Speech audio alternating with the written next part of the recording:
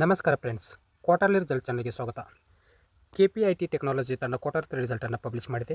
ಇದು consolidated financial result ಆಗಿದೆ. ಇದು ಈಗಿನ ಕ್ವಾರ್ಟರ್ 3 ರಿಸಲ್ಟ್ ಕಾಲಮ್, ಇದು ಹಿಂದಿನ ಕ್ವಾರ್ಟರ್ 2 ರಿಸಲ್ಟ್ ಕಾಲಮ್, ಇದು ಹಿಂದಿನ ವರ್ಷದ ಕ್ವಾರ್ಟರ್ 3 ರಿಸಲ್ಟ್ ಕಾಲಮ್. ಇವೆರಡು ಕಾಲಮ್ ಹೋಲಿಕೆಗೋಸ್ಕರ ಕೊಟ್ಟಿದ್ದಾರೆ.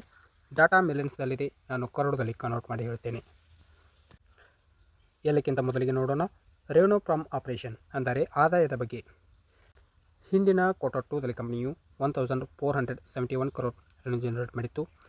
ಹಿಂದಿನ ವರ್ಷದ ಕ್ವಾರ್ಟರ್ 3ದಲ್ಲಿ ಕಂಪನಿಯು 1256 crore ರೆವೆನ್ಯೂ ಜನರೇಟ್ ಮಾಡಿತ್ತು. ಈಗಿನ ಕ್ವಾರ್ಟರ್ 3ದಲ್ಲಿ ಕಂಪನಿಯು 1477 crore ರೆವೆನ್ಯೂ ಜನರೇಟ್ ಮಾಡಿದೆ. ಕಂಪನಿಯ ರೆವೆನ್ಯೂವನ್ನು ಏರ್ ಟು ಏರ್ ಕಂಪ್ಯಾರಿಸನ್ ಮಾಡಿದಾಗ 17.6% ಅಷ್ಟು ಏರಿಕೆಯಾಗಿದೆ. ಅದೇ ಕಂಪನಿಯ ರೆವೆನ್ಯೂವನ್ನು ಕ್ವಾರ್ಟರ್ ಟು ಕ್ವಾರ್ಟರ್ ಕಂಪ್ಯಾರಿಸನ್ ಮಾಡಿದಾಗ ಆಲ್ಮೋಸ್ಟ್ ಫ್ಲಾಟ್ ನಂಬರ್ ಎಂದು ಹೇಳ್ಬೋದು. ನೆಕ್ಸ್ಟ್ ಪಾಯಿಂಟ್ ನೋಡೋಣ, ಟೋಟಲ್ ಎಕ್ಸ್ಪೆನ್ಸಸ್ ಅಂದರೆ ಖರ್ಚಿನ ಬಗ್ಗೆ. ಹಿಂದಿನ ಕ್ವಾರ್ಟರ್ 2ದಲ್ಲಿ ಕಂಪನಿಯು 1235 crore ಖರ್ಚು ಮಾಡಿತ್ತು. ಹಿಂದಿನ ವರ್ಷದ ಕ್ವಾರ್ಟರ್ 3ದಲ್ಲಿ ಕಂಪನಿಯು 1064 crore ಖರ್ಚು ಮಾಡಿತ್ತು. ಈಗಿನ ಕ್ವಾರ್ಟರ್ 3ದಲ್ಲಿ ಕಂಪನಿಯು 1234 crore ಖರ್ಚು ಮಾಡಿದೆ.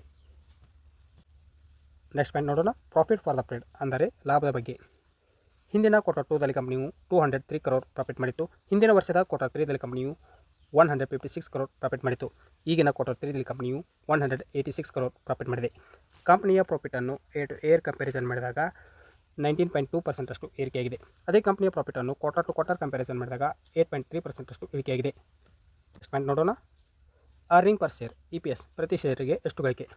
ಹಿಂದಿನ ಕ್ವಾರ್ಟರ್ 2ದಲ್ಲಿ ಕಂಪನಿಯು 7 rupees 51 paise, ಹಿಂದಿನ ವರ್ಷದ ಕ್ವಾರ್ಟರ್ 3ದಲ್ಲಿ ಕಂಪನಿಯು 5 rupees 73 paise, ಈಗಿನ ಕ್ವಾರ್ಟರ್ 3ದಲ್ಲಿ ಕಂಪನಿಯು 6 rupees 89 paise. ಕಂಪನಿಯ ಪ್ರಾಫಿಟ್ ಏರಿಕೆಯಾದಂತೆ EPS ಏರಿಕೆ ಆಗುತ್ತದೆ. ಅದೇ ಕಂಪನಿಯ ಪ್ರಾಫಿಟ್ ಇಳಿಕೆಯಾದರೆ EPS ಕೂಡ ಇಳಿಕೆ ಆಗುತ್ತದೆ. ಓವರಾಲ್ ಕ್ವಾರ್ಟರ್ ರಿಸಲ್ಟ್ ಬಗ್ಗೆ ಹೇಳೋದಾದರೆ ಎವರೇಜ್ ನಂಬರ್ ಎಂದು ಹೇಳ್ಬೋದು. ನೋಡೋಣ ಮಾರ್ಕೆಟ್ ಯಾವ ರಿಯಾಕ್ಷನ್ ತೋರಿಸುತ್ತೆ ಅಂತ. ಇನ್ವೆಸ್ಟ್ಮೆಂಟ್ ಮಾಡೋ ಮೊದಲು ನಿಮ್ಮ ಫೈನಾನ್ಷಿಯಲ್ ಅಡ್ವೈಸರ್ ಸಲಹೆ ಕೇಳಿ ಇನ್ವೆಸ್ಟ್ಮೆಂಟ್ ಮಾಡಿ. ವಿಡಿಯೋ ಇಷ್ಟವಾದರೆ ಲೈಕ್ ಮಾಡಿ, ಶೇರ್ ಮಾಡಿ ಮತ್ತು ಸಬ್ಸ್ಕ್ರೈಬ್ ಮಾಡ್ಕೊಳ್ಳಿ. ನಮಸ್ಕಾರ.